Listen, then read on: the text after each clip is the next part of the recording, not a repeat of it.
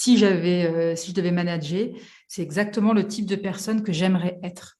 Dans sa gestion de son entreprise et du côté humain, je la trouvais géniale. Elle arrivait, alors on était encore une petite équipe, tu vois, on était une quinzaine, mais elle arrivait à nous cerner, elle avait une vraie vision pour son entreprise, tout en sachant gérer le côté humain. Elle savait cerner les personnalités, elle savait nous écouter, tout en étant vraiment en ayant cette vision. C'est vraiment quelque chose qui m'a marqué parce que c'était la première fois que voilà, que je rencontrais une femme qui avait monté une entreprise comme ça, qui était vraiment en train de grandir. Elle était encore au moment où elle se construisait, tu vois, c'était vraiment les débuts de Séraphine. Mais j'ai Ouais. trouvé que c'était hyper inspirant. J'ai adoré enregistrer cet épisode avec Anne-Laure Baratin que j'ai découverte récemment. Anne-Laure est une féministe engagée comme j'ai envie de l'être, c'est-à-dire une femme qui agit par des petites actions au quotidien. Pour elle, ça se traduit par des tribunes dans Welcome to the Jungle, par exemple, et son podcast Genre de filles, dans lequel elle a déjà interviewé 45 femmes inspirantes. Nous parlons beaucoup dans cet épisode au final du leadership au féminin. J'espère que cet épisode sera pour vous aussi une bonne dose d'inspiration. Bonjour à toutes et à tous, je suis encore ravie de vous retrouver. Je suis avec une invitée de marque aujourd'hui. Donc elle sourit déjà. Alors comme d'habitude, j'ai toujours droit à un sourire, mais vous savez que probablement que moi-même je dois faire un sourire qui fait que les personnes sourient en face de moi. Alors nous allons découvrir ensemble Anne-Laure Baratin. Anne-Laure, pour moi, est une féministe engagée. C'est pour ça que je voulais que vous la rencontriez aussi comme moi.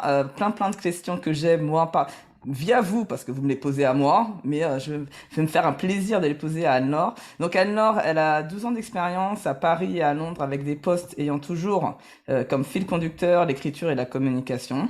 Elle est fondatrice de Baratin, etc. Un nom intéressant d'ailleurs, hein, et j'aimerais bien en savoir plus.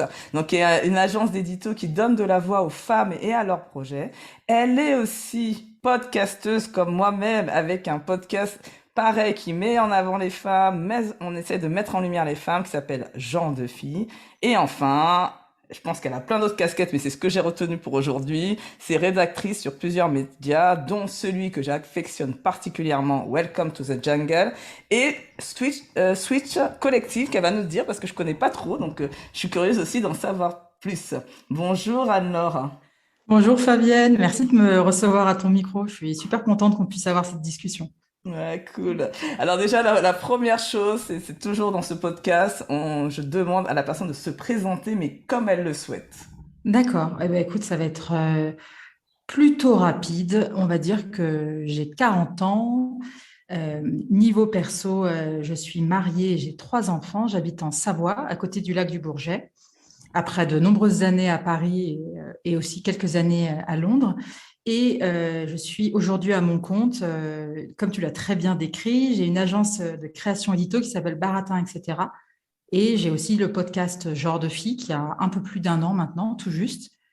Et voilà, pour synthétiser, je trouve que c'est exactement ça. J'ai vie de famille, le podcast qui, comme tu le sais toi-même, prend beaucoup de place dans mon cerveau et je pense dans le tien aussi. Ça demande énormément de boulot. Et puis évidemment, la casquette vraiment professionnelle, enfin, on va dire rémunératrice, d'accompagner des femmes, puisque de toute façon, j'ai quasiment oui, j'ai que des clientes femmes et donc des entreprises par le biais de Baratin, etc. D'accord. On va en parler de toute façon de manière plus approfondie. Moi, j'aimerais bien recommencer sur ta carrière en fait. Alors, tu as été comme je disais, fil conducteur, c'est l'écriture et la communication. Donc, tu as été très tôt en fait tes premières expériences que j'ai compris, tu étais chargée de communication et tu as commencé ta carrière comme moi. Chez L'Oréal, comme quoi Ah oui, c'est drôle. on a l'impression que Ouais, tout le monde commence chez L'Oréal. ouais. J'en ai beaucoup hein, par hasard on se découvre qu'on a travaillé. Et donc moi ce que j'aimerais savoir, parce que moi j'ai ma propre expérience de L'Oréal, qu'as-tu retenu toi de ton expérience dans cette grande entreprise? Alors, en fait, ce qui est marrant, c'est que en fait, mon stage de fin d'études s'est fait chez Yves Saint Laurent Beauté. Et qu'à l'époque, en fait, c'était pas encore une entité de L'Oréal, ça l'est devenu après. Donc c'est en vrai. gros, c'était déjà un gros truc, hein, mais c'était effectivement, c'était pas encore accolé à L'Oréal. Et donc, je connais pas L'Oréal. D'accord. Je peux te parler de Yves Saint Laurent Beauté, qui était à la fois, tu avais du soin, du maquillage. Alors, tu vois, je sais même plus s'ils font des soins encore aujourd'hui. Si L'Oréal a continué les soins Yves Saint Laurent, tu avais le parfum, le maquillage, le soin, et tu avais pas mal de marques à côté qui ont été aussi reprises par L'Oréal, si je me trompe pas, comme Roger Gallet. Oui. Tu avais plein de parfums d'autres marques aussi. Tu n'avais pas que Yves Saint Laurent. Bon, Yves Saint Laurent, c'était quand même le parfum, c'était quand même le Hmm. gros driver de la boîte. Et c'est après que ça a été racheté par L'Oréal. Donc, Ah, donc tu n'as pas connu L'Oréal, toi. mais non, écoute, Ah, non, d'accord. non. Donc ça a été J'ai, le rachat, effectivement. Donc intéressant, intéressant. Alors par contre, après, si on continue. Alors on continue parce que quand j'ai vu que tu travaillais chez Séraphine, je me suis dit, ouais. oh, j'ai acheté tous mes vêtements chez Séraphine quand C'est j'étais vrai? enceinte. Excellent. Et en fait, j'ai écouté justement l'épisode qui était avec la CEO Cécile de Reynaud. Serafen. Ouais. Voilà, exactement. Et en fait, je sais pas, c'est bizarre en fait de s'attacher à une marque alors que c'est quand même qu'une période de sa vie parce que j'ai eu deux grossesses et voilà. Donc c'était là effectivement. Donc comme j'explique, c'est un créateur de vêtements pour la grossesse. Quels ont été toi? Donc tu as travaillé à Londres d'après ce que j'ai Ouais, compris. exactement. Quels ont été? Est-ce que tu as deux faits marquants que tu pourrais nous partager sur cette expérience que tu as eue justement à la fois d'un créateur qui était une entreprise qui a augmenté rapidement, de Ouais. croissance rapide, et en même temps à l'étranger, quoi. Alors, en fait, ce qui m'a surtout marqué dans cette expérience, c'était j'ai connu beaucoup de managers pendant ma carrière, même si j'ai que 40 ans. Enfin, pour certains, c'est vieux, mais comme j'ai changé souvent d'entreprise, Cécile, elle m'a beaucoup marqué parce que c'était exactement la. Si je devais manager, c'est exactement le type de personne que j'aimerais être dans sa gestion de son entreprise et du côté humain. Je la trouvais géniale. Elle arrivait, alors on était encore une petite équipe, tu vois, on était une quinzaine, mais elle arrivait à nous cerner, elle avait une vraie vision pour son entreprise, tout en sachant gérer le côté humain. Elle savait cerner les personnalités, elle savait nous écouter, tout en étant vraiment en ayant cette vision. C'est vraiment quelque chose qui m'a marqué parce que c'était la première fois que j'avais voilà, que je rencontrais une femme qui avait monté une entreprise comme ça, qui était vraiment en train de grandir. Elle était encore au moment où elle se construisait, tu vois, c'était vraiment les débuts de Séraphine. Mais j'ai Ouais. trouvé que c'était hyper inspirant d'être avec quelqu'un. Malheureusement, après, par la suite, j'ai eu des managers que j'ai trouvé pas doués du tout. C'est là où je me suis rendu compte après qu'en fait, être manager, c'était vraiment un don voilà, c'est vraiment un mélange de, de qualité voilà, par rapport au business, mais aussi de la gestion de l'humain. Et j'ai trouvé qu'elle était hyper forte, elle était extrêmement inspirante pour moi en tant que jeune salarié de son entreprise, de voir comment quand elle savait faire changer les personnes de poste, elle savait nous écouter. Et voilà, c'est quelque chose qui m'a énormément marqué quand j'ai travaillé chez Séraphine. J'ai occupé différents postes chez Séraphine. Au début, je m'occupais du mail order parce qu'il y avait beaucoup de commandes qui étaient passées depuis la France, donc il fallait gérer ça. Après, je m'occupais un peu de la com aussi. J'écrivais le catalogue. Et j'ai terminé par être manager justement d'une des boutiques qui était à Kensington, qui était un peu la boutique originelle, on va dire la première boutique Mhm. Séraphine. Et là D'accord. aussi, ce que j'ai appris avec Cécile, mais je ne m'en rendais pas forcément compte sur le coup, ça m'a beaucoup appris sur le fait de manager une équipe, de recruter, voilà, c'est quelque chose qui m'a beaucoup, beaucoup marqué. D'accord, c'est intéressant parce que c'est un sujet que parce que bon, tu sais que le titre du podcast s'appelle Je suis manager et je le Ben, vis je bien. sais.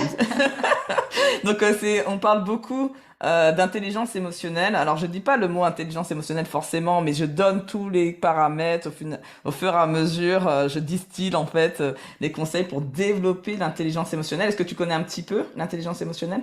Alors, non, pour être honnête, je ne connais pas très bien. En fait, c'est cette capacité de développer un certain nombre de paramètres qui sont la conscience de soi, la motivation, la conscience des autres. Donc, dans la conscience des autres, il y a l'empathie, notamment, Ouais. l'aptitude sociale, la capacité qu'on a de rentrer en relation. Généralement, ce sont des personnes aussi qui savent gérer pas des conflits, mais voilà, des interactions qui peuvent être plus ou moins difficiles. Et moi, ce que j'ai observé, en tout cas, avec ma petite expérience entre mon expérience en entreprise et aujourd'hui de coach, c'est que souvent, les leaders, comme tu l'as décrit, ce sont des gens qui ont une intelligence émotionnelle très grande. C'est-à-dire qu'ils sont très à l'aise avec les émotions et ils sentent aussi, voilà, les gens, ils peuvent te dire en un coup d'œil, par empathie, bah tiens, la personne elle va bien et comment j'adapte ma communication par rapport à elle en fait. Ouais, c'est hyper intéressant et ça fait vraiment écho. Du coup, c'est marrant le fait que tu en reparles. Je me rappelle maintenant de comment elle nous écoutait, comment elle écoutait son équipe. En Hmm. fait, c'était vraiment le mix parfait entre cette vision business oriented, enfin, je sais pas comment dire, mais c'était à la fois son entreprise et en même temps, on avait vraiment l'impression de faire partie d'une équipe, d'être hyper concerné par ce qui se passait, sans être non plus trop. En fait, j'ai trouvé que c'était vraiment un bon C'était dosage juste. entre. Exactement. Ouais, En c'était tout le cas, bon niveau. moi. Après, est-ce que pour chaque personne, il n'y a pas un Hmm. management différent? Bah, là, j'imagine que c'est des questions peut-être que tu t'es Hmm. posées, toi, avec le podcast, mais en tout cas, moi, c'était vraiment un management qui me convenait et qui m'a beaucoup, et c'est pour ça que j'étais hyper heureuse de l'interviewer pour mon podcast, parce que j'ai trouvé que c'était vraiment. Et d'ailleurs, aujourd'hui, tu vois, elle a plus sa boîte qu'elle a vendue et elle forme des femmes de pays, justement, de pays africains à monter des boîtes, à l'entrepreneuriat. Ah, Enfin, elle a super. vraiment ce côté, elle travaille avec la Fondation Chéri Blair. Et déjà à l'époque où sa boîte commençait à bien marcher, je me rappelle qu'elle avait déjà à cœur, il y avait des personnes qui la contactaient en disant: ah, j'hésite à monter ma boîte. Elle les recevait toujours, elle prenait le temps de les voir, Hmm. leur montrer comment fonctionnait la boîte. Tu vois, elle avait vraiment ce côté. Et aujourd'hui, je trouve qu'elle fait vraiment la courte échelle, en fait. Elle a vraiment ce côté de aider. Ouais, ouais, là Et déjà le côté aussi, ça c'est une autre caractéristique qui pour moi est hyper importante, c'est-à-dire le fait d'être un manager coach. Pendant longtemps, on a mis un peu les deux opposés en disant non, soit t'es manager, soit t'es coach. Or, je pense que l'avenir des entreprises, c'est vraiment ça. C'est-à-dire que il y aura une dimension de coaching importante dans la posture du manager. Et c'est pour ça que ça va être compliqué pour certains managers parce que c'est pas tout le monde qui a envie d'avoir une posture de coach. Quand je dis coach, ça veut pas dire de coacher comme moi je coach des clients, c'est plutôt de se dire je suis dans l'écoute, comme tu dis, active, je fais de la reformulation, j'essaie de comprendre le besoin de l'autre, je fais des propositions à l'autre pour qu'il puisse cheminer et trouver ses propres solutions et j'ai à cœur de son développement. C'est ça en fait, c'est cette dimension-là qui fait que on n'est pas forcément focalisé sur le projet, les résultats, que ça. On a aussi cette focale, hein, parce que souvent, et je suppose que si elle a marché aussi bien côté business, c'est qu'elle avait quand même à cœur du résultat, mais elle n'oubliait pas que ce résultat n'était possible que si son équipe était prête, ok, compétente, et tatati tatata, tu vois. ouais, Donc c'est c'est complètement super, ça. super intéressant. En tout cas, merci pour le partage. Mais Mhm. je supposais que on allait parler un peu de tout, mais je trouvais que ça c'est. Donc après Séraphine, t'étais donc à Londres. Tu es rentrée, c'est à ce moment-là que t'es rentrée à Paris? Ouais, exactement. Je suis rentrée et là, j'ai été attachée de presse dans un bureau de presse dans la mode. Et donc là, j'écrivais des dossiers de presse, expérience super dure parce que tu dois harceler les journalistes pour essayer de faire parler des marques dont tu es responsable. J'étais hyper mauvaise pour ça parce que c'était vraiment un jeu qui était assez spécial. Les journalistes étaient vraiment, enfin, après, je pense à ce que je vais dire, on va dire, bah, c'est pour ça que tu as voulu devenir journaliste, mais il y avait un côté, les journalistes à cette époque-là étaient vraiment toutes puissantes, il fallait les courtiser, leur envoyer des produits et tout. C'est Hmm. vraiment un truc dans lequel je ne suis pas restée longtemps. Et après, j'ai passé 2 ans dans un supplément art de vivre d'un quotidien. En fait, je travaillais pour les Séries Limitées, qui était le supplément des Échos. Ah Et oui, donc, d'accord. là, j'étais à la fois en formation au CFPJ, c'est l'école de la rue du Louvre, parce que le côté journaliste, c'était aussi un truc qui m'intéressait énormément. Donc, toujours Hmm. vraiment ce côté écriture, curiosité. Donc, j'ai fait ça pendant un peu plus de 2 ans. Et puis après, rien à voir. Je me suis rendu compte que l'univers du journalisme était assez compliqué et que, en gros, tu, pour s'en sortir, en gros, tu étais pigiste. Et c'était voilà, c'était quand même compliqué de vivre correctement financièrement. Hmm. Et j'ai eu une opportunité de rentrer dans une start-up. À l'époque, c'était une start-up où j'ai passé en fait 5 ans. Ouais, je sais plus 5 ans. Ouais. Et donc là, j'ai fait plein de postes différents. J'ai commencé comme rédactrice. Après, je me suis occupée d'une plateforme de ticketing avec la Fnac pour vendre des places de concert. Après, j'étais chef de projet où je m'occupais des grands comptes. Et écoute, j'ai fait ça, c'était hyper stimulant. Il y avait une espèce d'émulation Après, c'est des modèles maintenant qui sont quand même assez critiqués, ces modèles start-up où tu as quand même un côté hyper marche ou crève, hein, on va pas se mentir. Ouais, c'est ça, c'est parce que justement, parce que pendant un moment, on voyait un peu, c'est intéressant ce que tu dis, parce qu'on voyait un peu, tu sais, la start-up, tu vois que Mm. c'est cool et tout, et puis maintenant, on commence à gratter, on commence à entendre des choses qui ressortent. Toi, tu valides que c'est quand même assez dur, en fait, le Ah milieu de ouais, la start-up? ah ouais, moi, j'ai trouvé que oui, oui, c'est hyper dur. Ça valorise vraiment les tempéraments. Enfin, en tout cas, à mon époque, j'ai trouvé que les tempéraments qui étaient valorisés au sein de l'entreprise, c'était des tempéraments qui gueulaient fort, qui font du bruit. Hmm. C'est tout ce qui est arrogance, parler un peu pour rien dire, écraser les autres. Et le pire, en fait, c'est que tu as l'impression que pour survivre, eh ben, toi aussi, tu es obligé Hmm. tu te transformes un peu, quoi. Donc, je te dis pas que tu es en mode poker face, mais tu es un peu aussi, voilà, parce que il y avait énormément d'enjeux financiers, Hmm. des batailles un peu internes. Enfin, je vais pas rentrer dans le détail, mais oui, j'ai trouvé ça dur. J'apprenais beaucoup. J'ai trouvé que c'était assez sexiste comme milieu. Il n'y avait pas beaucoup de femmes à des hauts postes. C'était vraiment le côté un peu t'as l'impression que il fallait être jeune, sortir d'école de commerce, être hyper ambitieux, le faire savoir, de mal parler Hmm. aux autres, c'était un peu valorisé. Enfin, tu vois, c'était pas du tout, Ah ouais, c'est intéressant. on n'était pas du tout à l'époque de la bienveillance, de l'écoute, de l'empathie. Ça, c'était pas du tout des trucs dont on entendait parler. Et voilà, écoute, j'ai fait ça pendant jusqu'en 2017. Et après, écoute, j'ai eu un deuxième enfant. Voilà, il y a beaucoup de choses. La parentalité, la maternité a fait son entrée dans ma vie en 2015. On va dire que depuis 2015, il y a eu d'énormes chamboulements pour moi. J'aime bien dire que j'ai pas eu une maternité fluide, dans le sens où ça n'a pas été évident pour moi, mais j'imagine qu'on en reparlera après. Ouais. Tout ça pour dire qu'après cette expérience dans une start-up, qui à la fin d'ailleurs était plus tellement une start-up, les locaux étaient à la Défense, enfin je me rappelle de ça, ça nous a plombé.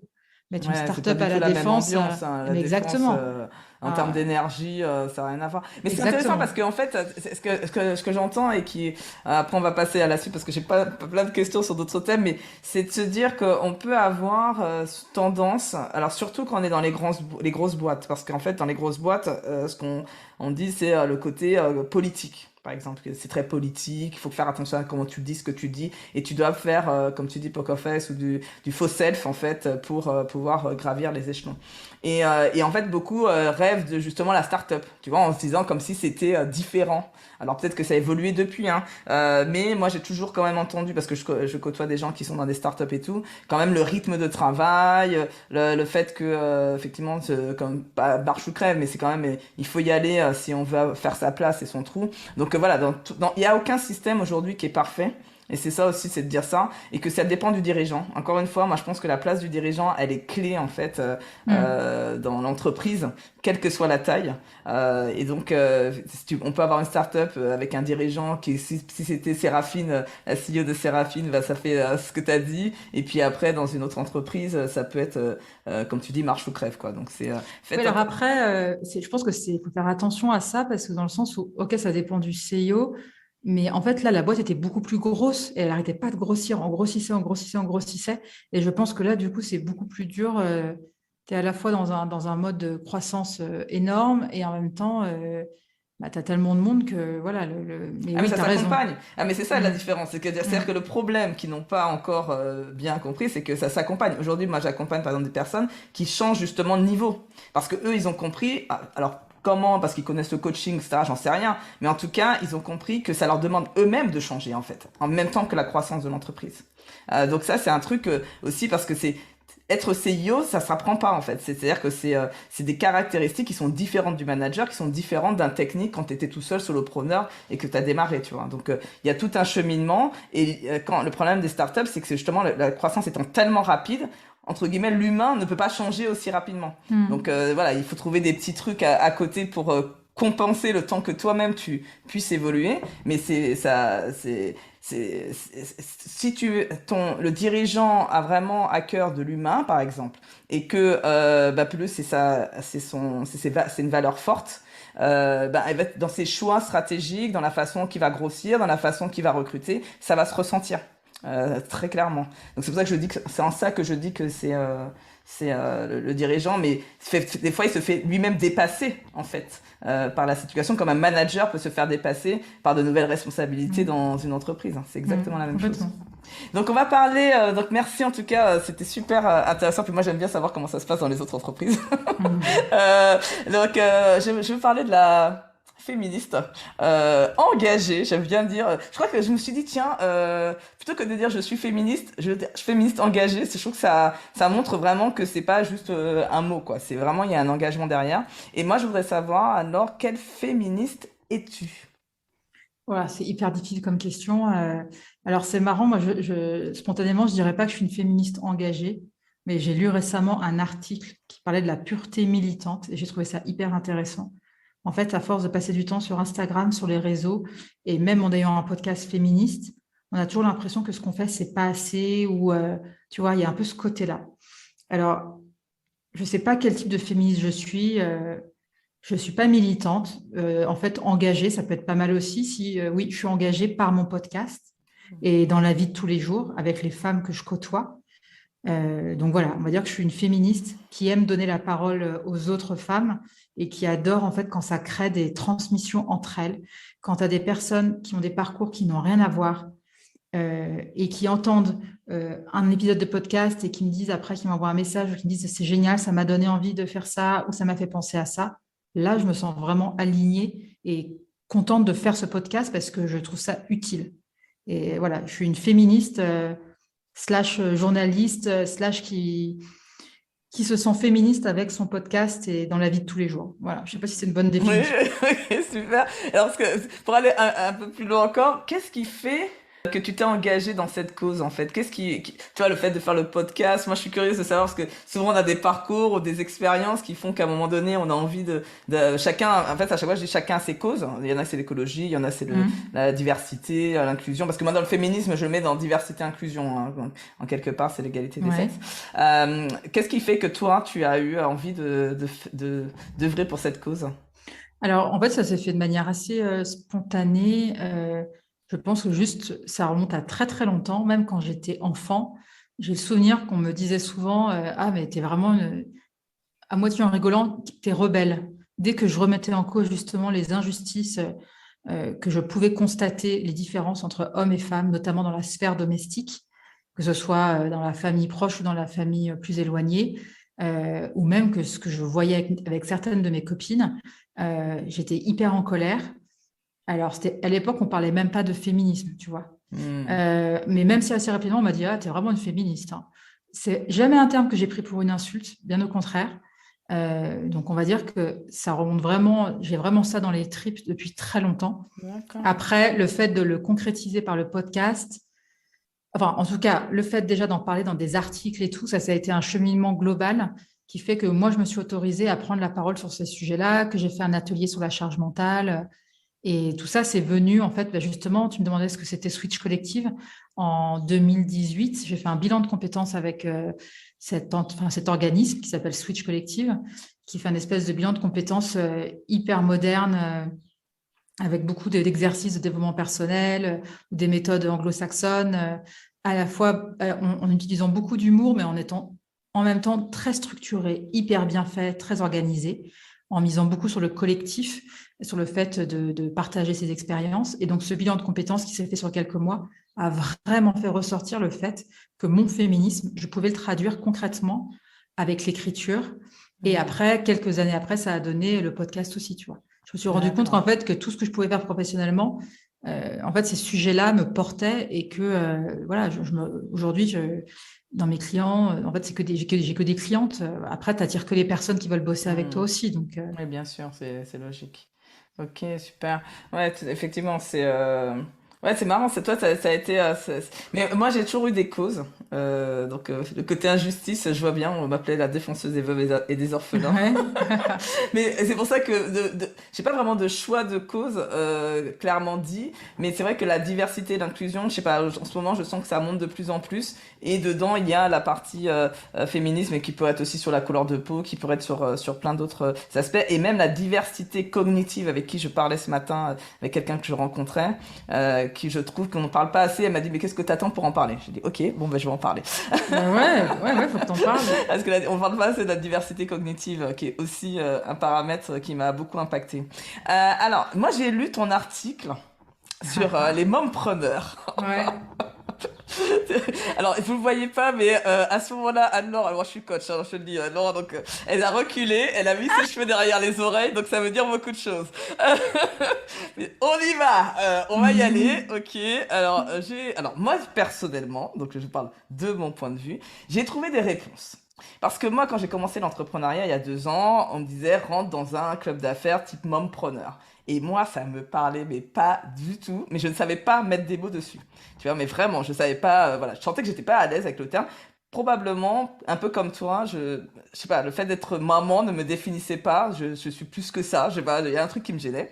Et donc, toi, est-ce que tu peux nous dire ce qui t'a conduit à écrire cet article? Tu vois, l'opportunité qui a mené à cet article, la demande qui a été faite, et comment toi tu l'as abordé justement cette notion de mompreneur? Est-ce que tu peux l'expliquer déjà avant? Parce que je sais pas si tout le monde Oui.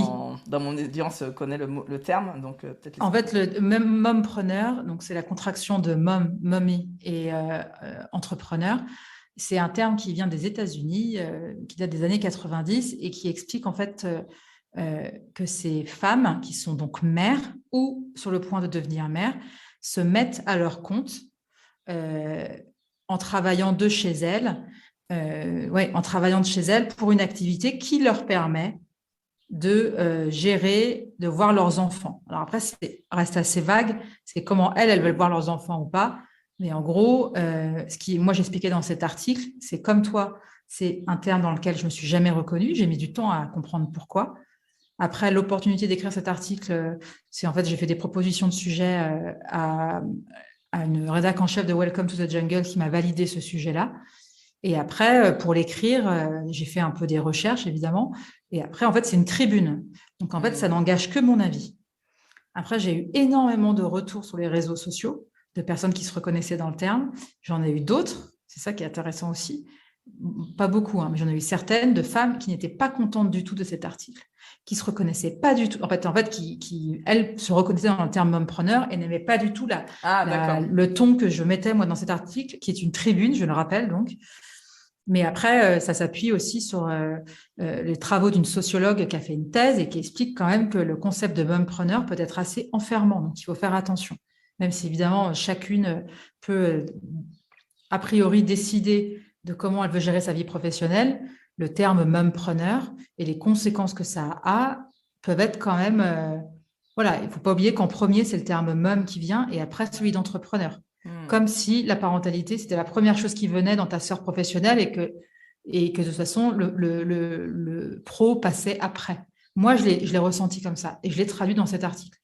Après, je comprends, moi, j'ai pas du tout envie de me battre avec les personnes qui se reconnaissaient pas, enfin, tu vois, qui n'étaient pas contentes. Là, j'ai écrit un autre article sur le fait d'être mère et freelance, ce qui est Hmm. différent du terme mompreneur. Et j'ai eu quelqu'un sur LinkedIn, un homme d'ailleurs, c'est assez drôle, qui m'a dit il n'y a aucune différence entre un homme freelance et une mère freelance. Enfin, tu vois. Et en fait, je lui ai répondu un peu. Après, moi, ça m'intéresse pas de me fighter sur LinkedIn avec quelqu'un. Ça reste des tribunes. Donc, moi, Ouais, j'expose bien mon point de sûr. vue. Je vois des gens qui se reconnaissent dedans, tant mieux. C'est sûr que je suis contente si ça permet à des personnes de se dire, ah oui, c'est exactement ça. Moi aussi, j'ai ressenti ça.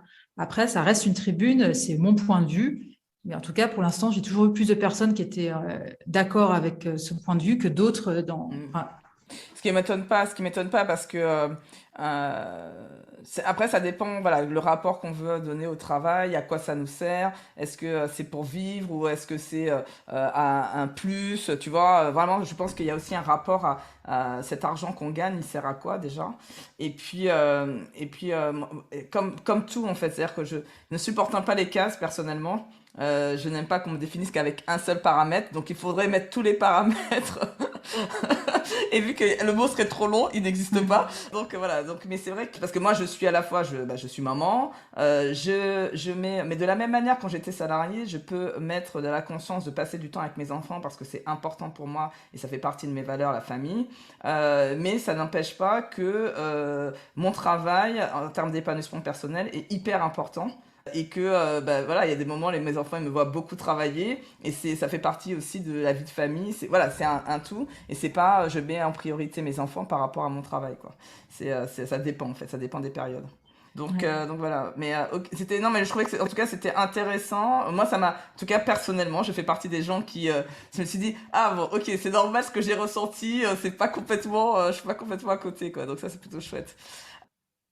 Une question que j'ai, c'est sur l'égalité des sexes. Donc, tu as donné un peu la réponse tout à l'heure, mais j'avais cette question-là peut-être pour remettre dans un autre contexte. C'est comment tu penses qu'on peut œuvrer à chacune, en fait, dans l'égalité des sexes dans notre quotidien, au quotidien. Alors déjà, je pense qu'il faut pas. Chacune fait ce qu'il ou ce qu'elle peut à ce niveau-là. C'est fatigant, ça prend du temps. Il y a un dicton qui dit que derrière chaque homme féministe se cache une féministe épuisée. C'est pas pour Hmm. rien. C'est que, en fait, ça dépend pas que de nous ou de notre couple. Ça dépend aussi, malheureusement, de beaucoup de facteurs extérieurs, comme la société, comme des réflexes qu'on a toutes intériorisés depuis des millénaires. Et se défaire de ça, c'est pas forcément évident, ça prend beaucoup de temps, c'est un travail de tous les jours et on n'a pas forcément envie de le faire tout le temps. Là, spontanément, pour répondre à ta question, j'aurais tendance à dire il y a surtout un enjeu dans la manière d'éduquer nos fils. Hmm. Euh, Parce que moi, je pense que les générations de filles plus jeunes, quand tu les vois, elles ont l'air 10 fois plus au taquet que nous sur ces Ah ouais, sujets-là c'est clair. et elles laissent encore moins rien passer. Ouais. Nous, ce qu'on peut faire à notre échelle, voilà, de toute façon, c'est chacun est heureux dans son couple ou pas, tu vois. Je pense qu'il y a un vrai enjeu quand tu as des enfants, et tu sais ce que c'est quand tu as des enfants, et encore plus en couple, de pas se sentir aigri ou frustré parce qu'on a l'impression que la carrière de l'autre passe avant, ou Hmm. parce que on pète un plomb avec ses enfants, ce qui est normal de péter un plomb avec ses enfants. En tout cas, pour moi, c'est normal. Et c'est des espèces d'ajustements de tous les jours. Et oui, je pense qu'il y a quelque chose à faire par rapport à l'éducation des garçons. Et après, par rapport aux filles, comme aux garçons, en fait, les garçons, tu peux aussi leur faire lire des histoires où c'est des petites filles, des héroïnes, en fait. C'est un mélange de plein de choses pour essayer de leur montrer que qu'on soit fille ou garçon, tu peux faire ce que tu veux, tu peux t'habiller comme tu veux. Voilà. Ça, c'est vraiment, je pense, hyper personnel. Je pourrais pas te donner des conseils et Ouais, non, mais c'est déjà ouais. beaucoup ce que tu viens de dire, Mm. Anne-Laure. Pour Ouais. moi, Ah, c'était ok.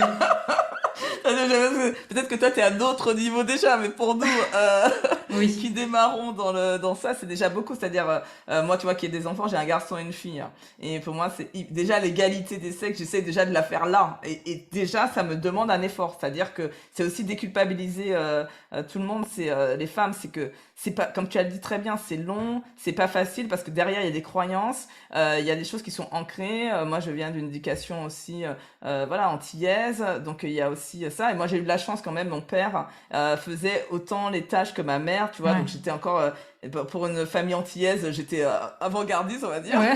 Donc moi j'ai pas connu mon père qui faisait rien et tu vois, il faisait le repassage, il faisait la couture, il faisait voilà. Moi j'ai connu ça, donc voilà, j'ai pas de repère. Mais même ça. Même en ayant ça, tu vois, je vois que je peux faire sans inconsciemment, c'est après coup, tu sais, quand je le revois, je dis, attends là, j'ai l'impression que je suis pas complètement égalitaire dans le garçon fait tu vois c'est voilà c'est après je suis pas au niveau de dire le garçon il fait rien et puis la fille elle fait plein de choses hein, c'est clair que c'est pas chez moi Mm. mais c'est des petits trucs ça me vient pas mais c'est des petits trucs que je me dis ah tiens fais attention Fabienne voilà et donc c'est comme ça et c'est aussi les garçons c'est ce que je trouve intéressant dans ce que tu dis c'est que souvent on parle des filles tu vois, qui doivent se battre, dire non, oser dire, voilà, etc. Mais aussi les garçons, et d'ailleurs, moi j'invite même les garçons à devenir féministes. Bien sûr. Mais bien Moi je sûr, dis, s'il vous plaît, venez avec nous, soutenez-nous aussi dans ça et devenez féministes. c'est très bien que tu en parles. Moi, je suis quand même toujours surprise de voir. Je trouve que les hommes, en tout cas pour les hommes hétéros, ne revendiquent pas assez le fait d'être féministe. Je trouve que ça manque d'hommes dans le débat, en fait. Ouais, Et je clairement. pense que ce sera vraiment un des enjeux dans les mois et les années qui vont arriver. Ça va être comment. Alors, c'est même pas inclure les hommes, c'est aussi aux hommes de prendre leur place, hein. C'est Ouais, aussi aux tout hommes à fait. tu vois, de dire ce qu'ils en pensent, de travailler un peu main dans la main pour justement qu'il n'y ait plus ces égalités. Et que j'ai envie de dire aussi, c'est que que les hommes laissent le pouvoir aussi. Ouais, et Il va puis, falloir partager en fait à un moment. ouais, c'est Donc, ça, c'est plutôt partager le ouais, pouvoir, mais c'est aussi que eux-mêmes, ils ont des choses aussi à travailler sur eux, hein. Oui, bah, bien sûr. Ouais. C'est aussi, nous, on a notre part, mais eux aussi, ils ont à travailler. Tu vois, Mm. là, j'ai sorti, Complètement. j'ai sorti lundi, donc j'ai démarré en fait, lundi, c'est aujourd'hui pour nous, mais lundi, par rapport à le dernier, quand ça va sortir cet épisode, j'ai interviewé un homme dans une nouvelle rubrique qui s'appelle Spécialiste, que de temps en temps, je ferai le lundi. Et justement, on a parlé de ça. Et il m'a dit, mais moi, quand j'ai dit que j'étais féministe, parce que lui, il est très sur le masculin-féminin à l'intérieur de nous. On a chacun Ouais. du Ouais, du masculin-féminin. yin et du yang, bien sûr. Voilà, il en parle très très bien dans le podcast. Et en fait, il m'a dit, mais je me suis pris les foudres en fait. Il n'a, p- Ouais. Par des femmes qui l'ont dit qu'ils n'avaient pas le droit d'être féministes. Donc nous aussi, voilà, il y a beaucoup de travail à faire sur les accueillir, être capable aussi, être en capacité de les accueillir et de dire, ok, voilà, et qu'est-ce que tu as à dire aussi, hein, pourquoi tu Oui, viens et ouais, qu'est-ce qui exactement. fait que tu as envie d'œuvrer sur ce sujet. Est-ce que pour finir cette séquence, est-ce que tu aurais, parce que moi j'aime bien trouver toujours des femmes inspirantes, des femmes modèles. Moi je pense que les rôles modèles c'est essentiel. Ouais. Perso, moi ça m'a construite quand j'étais petite, de voir voilà des femmes que je ne connaissais pas, virtuelles en quelque part, mais qui m'inspiraient pour me dire que c'était possible en fait. Moi c'était un peu le côté tout est possible.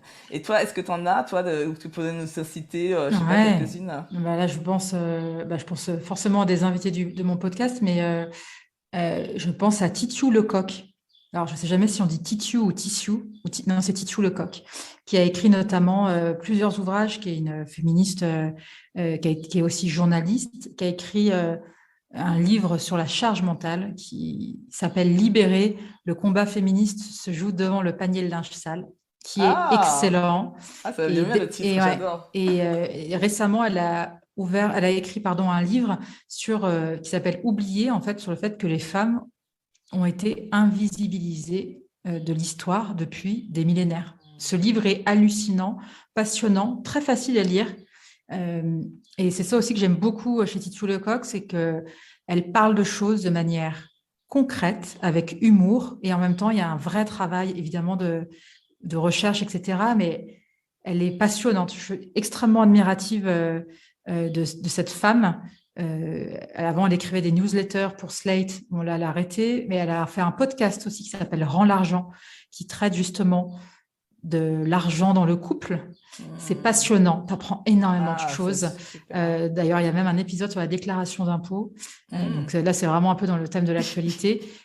Et je la trouve, voilà, j'aime cette personne, je la trouve passionnante et elle m'a ouvert les yeux sur pas mal de choses. Et vraiment, son bouquin sur les femmes invisibilisées de l'histoire, il est hallucinant. Ah ouais, C'est-à-dire je qu'en l'aime fait, bien. ce n'est pas qu'il n'y avait pas de femmes, enfin, tu vois, je dis n'importe quoi, mais c'est pas qu'il n'y avait pas de femmes troubadours. Si, si, en fait, il y avait plein de métiers où il y avait des femmes, c'est juste que on les éjectait, on les représentait pas. Tu avais plein de Dans métiers où l'histoire, les... ça n'a pas été écrit, quoi, tu veux dire. Ça veut dire que ça n'a Exactement. pas Ouais, été ouais. dit, quoi. Exactement. D'accord. On les a jartés du discours de l'histoire, quoi. Ouais, C'est c'est ça. hallucinant. Et après, il y a une autre personne aussi que je trouve extrêmement passionnante, c'est Mai Hua.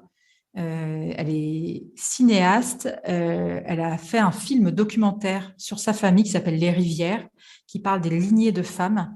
Elle raconte sa relation à sa mère, à sa grand-mère, à sa fille. Hmm. C'est un film bouleversant qui a eu enfin, il est sorti, il est sur dispo sur Brut, il me semble.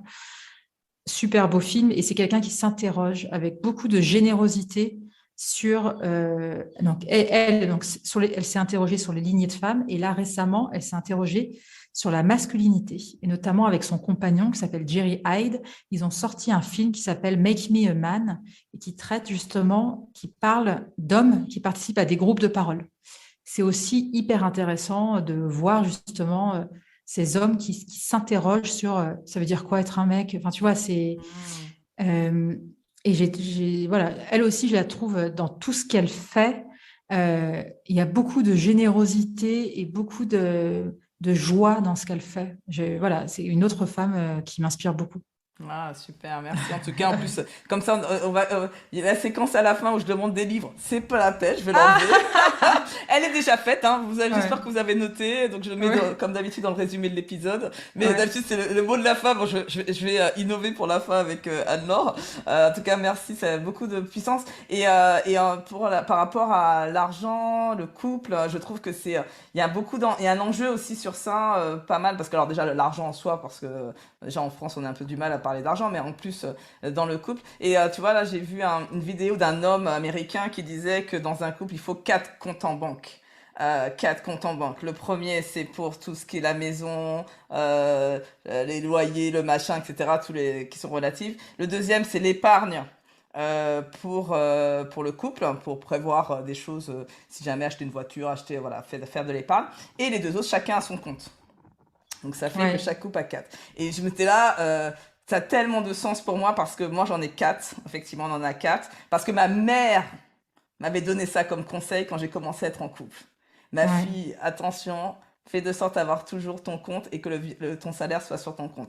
Et c'est pour ça, ça m'a parlé et je sais que ça peut être sur des sujets, par exemple, de où on met l'argent, où on investit, ce qui est important pour nous, ce qui est important pour l'autre. Ça peut être vraiment des vrais sujets dans un couple, l'argent. Donc j'ai bien noté, je vais lire surtout le premier, le livre là, ça, le titre, je trouve qu'il était sympa.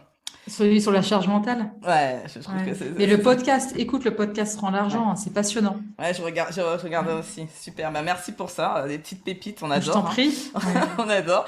Alors, on va continuer avec la charge mentale. On va aller très vite parce que j'aimerais bien qu'on parle un petit peu justement salarié, entrepreneur, mais bon, on va aller assez vite aussi là-dessus. Parce que justement, est-ce que tu peux nous parler brièvement, parce que tu l'as évoqué justement du programme que tu accompagnes, où tu accompagnes des femmes sur la charge mentale. Tu le fais toujours, c'est ça? Non, non, en fait, c'est pas tant un programme, c'était plus un atelier, c'était un workshop que j'ai donné en D'accord. entreprise. Et Ah, en entreprise. D'accord, ok. oui, c'était en entreprise, en fait. Et D'accord. donc, c'était pour des salariés. Et écoute, après, il y a eu le confinement.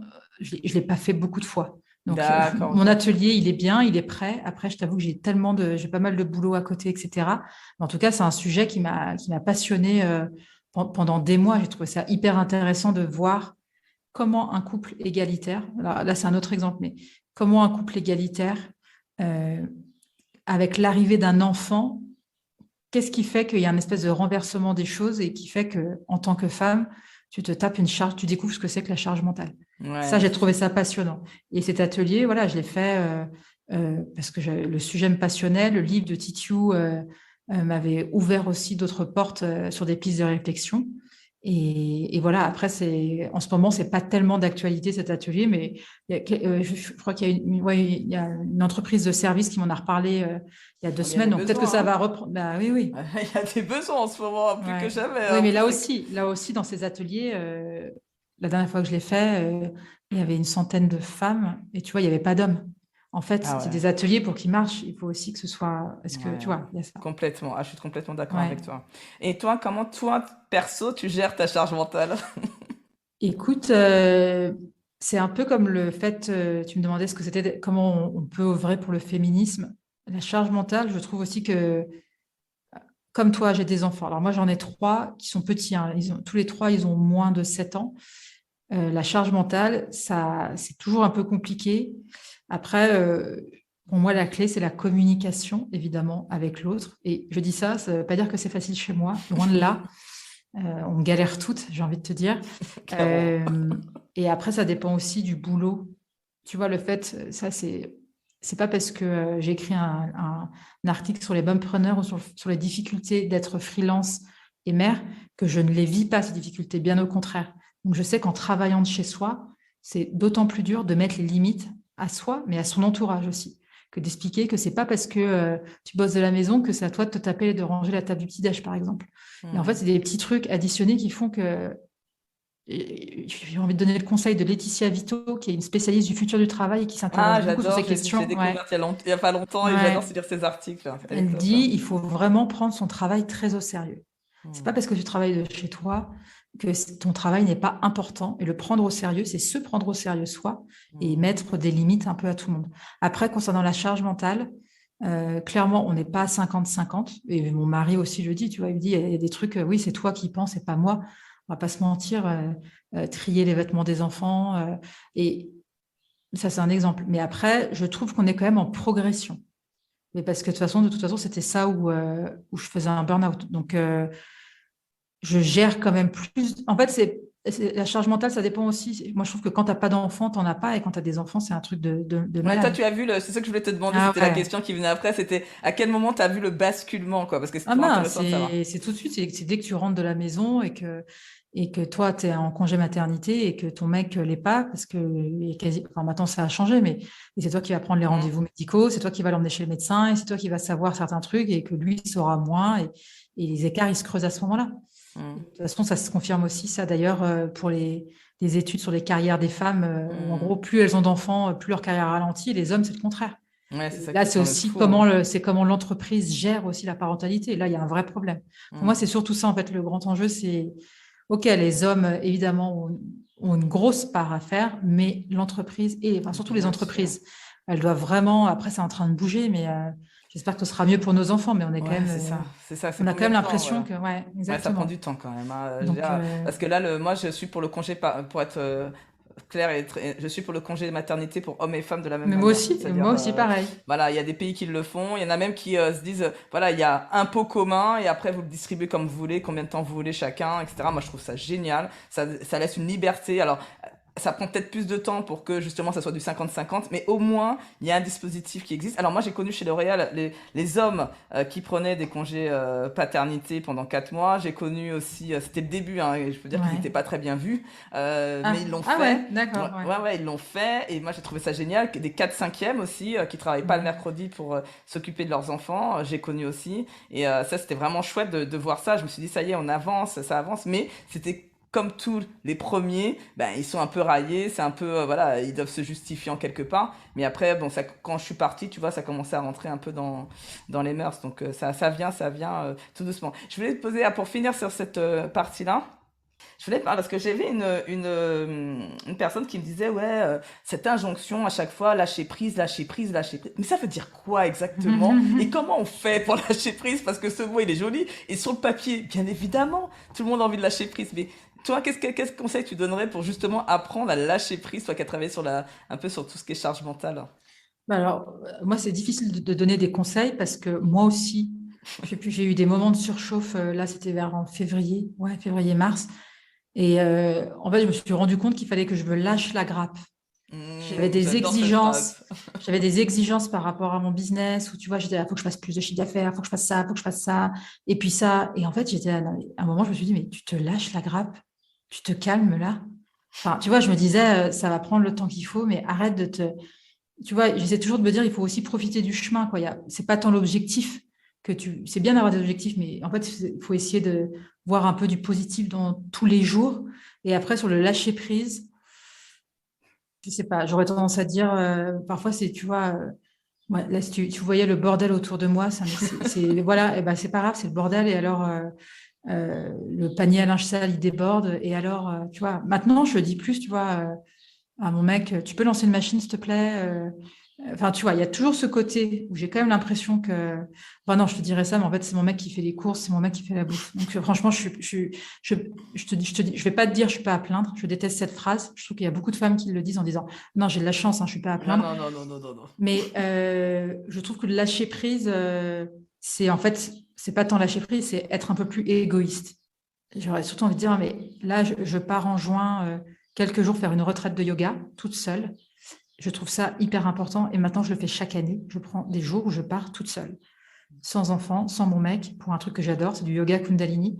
Et je pense que c'est essentiel d'avoir des moments. Ça m'arrive aussi, j'ai des journées très remplies, des journées qui le sont moins. Je pense que c'est hyper important, d'autant plus quand tu es entrepreneur ou à ton compte, d'avoir des moments de vide, d'avoir des moments où tu vas t'allonger sur le canapé et tu vas te dire, tiens, je vais me lire le L, ou tiens, ça m'est déjà arrivé, moi, de me dire, allez, je vais me prendre un bain, il était 15 heures un mardi, enfin, tu vois, et Mm. ça, c'est ça, pour moi, c'est plus ça, se lâcher la grappe. Arrêtez si tu as envie de poser tes fesses dans un canapé et de glander, bah, glande un peu, en fait, parce que de toute façon, je sais que c'est plus facile à dire qu'à faire, mais moi, le lâcher prise, c'est surtout par rapport à ça. Mm. C'est et puis c'est accepter. Oui, moi il y a plein de trucs pour les enfants où ils mangent des gâteaux industriels. Là cette année, j'ai fait aucune sortie avec aucun de mes deux enfants. La petite, elle est trop petite, mais tu vois, c'est des choses comme ça. Et ben c'est pas grave. J'ai là encore un de mes enfants qui me disait, on va toujours à la cantine, j'en ai marre, ou est-ce que tu viens me chercher trop tard le soir, le truc hyper culpabilisant. Mais je sais qu'en ce moment, moi, ma priorité, c'est plus moi et mon entreprise. J'aime mes enfants, évidemment. C'est aussi encore un truc qu'on se sent obligé de dire pour ne pas passer pour une tarée. Oui, Mais mais c'est intéressant que tu dis ça. On se ouais, sent quand même, parce qu'on a tellement on a peur encore du jugement de dire ça, ouais, de son ambition, on se sent obligé de ouais. le dire quand même, tu vois. Et ben moi, hein, je fais pareil, hein, Mm, mais c'est dommage quand même. Ça va venir. Déjà de prendre conscience mm, qu'on le dit pour se justifier en quelque part, c'est déjà un pas mm. pour moi. Mais je pense que ce que tu disais aussi, c'est hyper intéressant, c'est l'exemple. Moi aussi, j'ai une maman en tout cas, j'ai une maman qui a beaucoup travaillé, qui a toujours été indépendante financièrement, qui a eu une super carrière. Et à la fois, c'est bien, parce que bah, pour moi, être indépendante financièrement, c'est hyper important. Et d'avoir un boulot, de s'épanouir dans sa vie pro. Après, l'inconvénient, c'est que ça met la barre au haut aussi. Mm. Je veux dire, il y a aussi des moments où on a le droit je sais pas, c'est des coups de moins bien. Il y a des moments où le business se passe moins bien. Et oui, on n'a pas de visibilité. Et ben, c'est pas grave, quoi.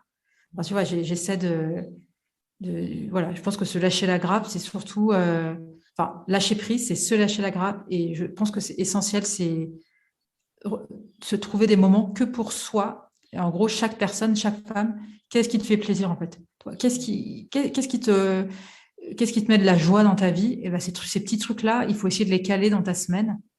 Et voilà. Ok. Alors là, il y a plein de choses, effectivement. Alors, si tu écoutes, je t'invite à écouter quelques épisodes de podcast parce que je Ouais, parle de tout dis-moi. ça Ouais, et il y en a un que j'ai fait un petit peu provocateur express, c'est adopter le laxisme pour limiter votre charge mentale.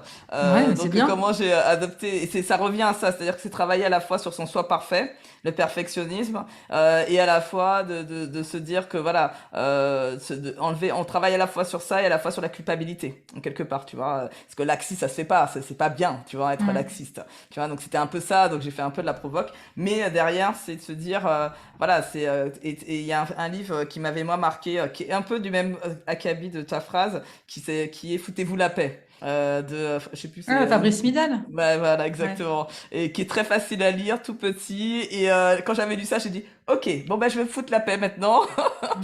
Et effectivement, si j'ai envie de faire une sieste à 15 heures, je fais une sieste parce que je suis crevée, j'ai pas bien dormi la nuit, ma fille était malade, eh ben je fais une sieste à 15 heures quoi, et c'est ok aussi. Donc voilà, donc super. T'as bien raison. Et au moins les avantages de l'entrepreneuriat, on a plein de choses qui sont moins bien, mais ça, on a au moins cet avantage de pouvoir Mm. gérer son temps, et ça, pour moi, c'est le luxe absolu, hein, clairement. Si on passe sur la partie justement, eh ben tiens, très bonne transition pour finir sur salarié entrepreneur, sans faire de guerre entre l'un et l'autre. Moi, j'ai les deux, mon mari salarié, etc. Donc j'ai vraiment aucun problème avec les deux statuts.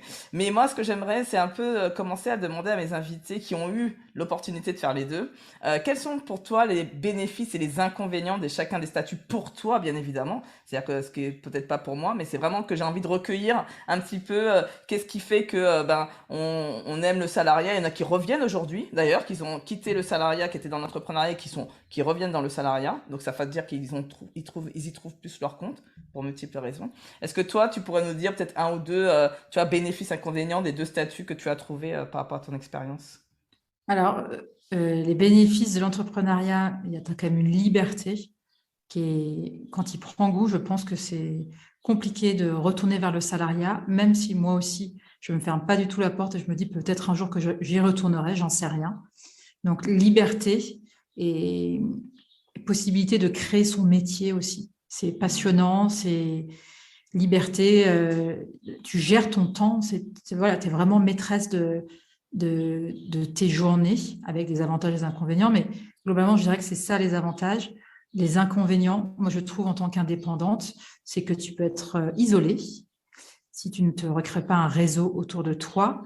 Les inconvénients, c'est les incertitudes. Enfin, je veux dire, on ne va pas se mentir, tu as quand même et voilà, tu as une incertitude par rapport aux mois, aux années qui peuvent arriver. Tu ne sais pas du tout comment les choses peuvent évoluer. Quand tu as de la visibilité à 3 mois ou 6 mois, c'est déjà pas mal, en tout cas pour moi. Ouais, maintenant, ça va un peu mieux. J'ai de la visibilité à 6 mois, mais c'est pas non plus foufou, tu vois. Et le salariat, pour moi, l'avantage, c'est la sécurité. protection sociale, surtout quand tu es dans des grosses boîtes, hein, on va pas se mentir, mais tu as quand même pas mal d'avantages. Si tu es dans un CE sympa, j'imagine que toi, tu as dû voir la différence quand tu es passé de L'Oréal à indépendante. J'ai Voilà, bien vu, oui. Je te mutuelle, ouais, confirme, bah, Anne-Laure. exactement. Ça, c'est des trucs qui sont quand même pas négligeables, d'autant plus quand tu as une famille, on va pas se mentir. Et, mais l'inconvénient, c'est bah justement, c'est que tu as beaucoup moins de liberté. Tu restes quand même souvent dans des grosses machines avec des rapports de hiérarchie qui peuvent être potentiellement compliqués. Moi, j'ai toujours eu un rapport un peu compliqué avec l'autorité. Euh, je veux dire, à part Cécile, j'ai pas eu 50 boss avec qui ça a été l'éclate. Donc voilà, je dirais que l'inconvénient aussi, c'est parfois tu partages pas les valeurs de l'entreprise. Il faut quand même que tu fasses ton boulot. Et ça, c'est des trucs qui deviennent de plus en plus difficiles quand tu vieillis. Mm. Voilà. Mais tu as quand même cet avantage de sécurité, d'avantage et de trucs en nature. Voilà. Mm. Ok. Et donc là, tu vois, j'ai dans mes clients, j'ai mes clientes, puisque souvent ce sont des. J'ai un homme là à ce moment. Tiens, non, je vais dire client parce que maintenant j'ai un homme sur lequel je Mhm. travaille sur ça en ce moment. Qui est que justement, je suis dans une grosse boîte.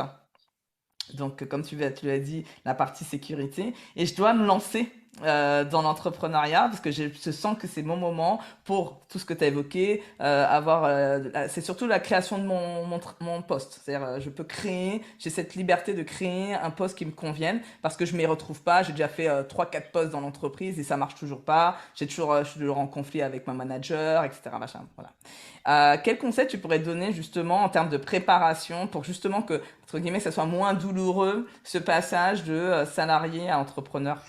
Alors déjà, je trouve que ça dépend de sa situation familiale. Est-ce qu'il est en couple ou pas? La situation professionnelle de sa moitié. Et en fait, j'essaierai de voir quelles sont ses peurs, si c'est la peur financière, si c'est la peur de lendemain incertain, si c'est la peur de ne pas être à la hauteur. Enfin, tu vois, je verrai ça. Les conseils,